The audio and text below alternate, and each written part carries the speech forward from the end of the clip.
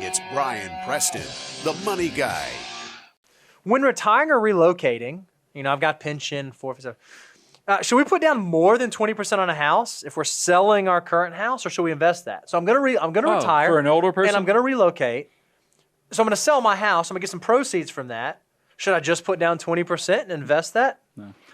See, that's a great question. That is actually an outstanding really good question. And that's why you need context on where you are in your stage of life, because the rules are different for a 20-year-old, different for a 40-year-old, and definitely different for a 60-year-old. Because I will tell you, and this drives me crazy, because all the mathematical calculations, and believe me, we're one of them that is using it for 20-year-olds and 30-year-olds. I think anybody between 20 and 40 needs to pay attention to the opportunity cost of not investing versus paying down debt. I think you have to pay attention, especially low interest debt like mortgages.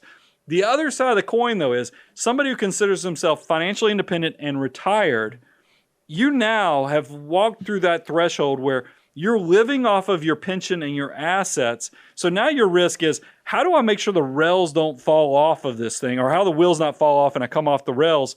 The way is you just need to be debt-free. I don't consider you truly financially independent unless you're completely debt-free at retirement.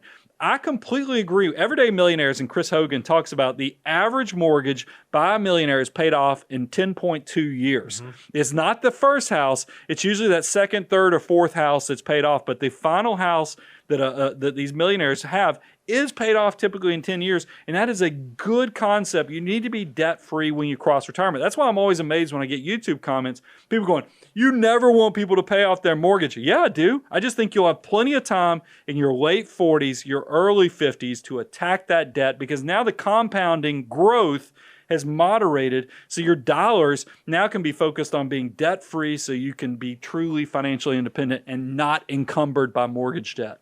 I love it. Did that help what Iris was asking for? That was perfect.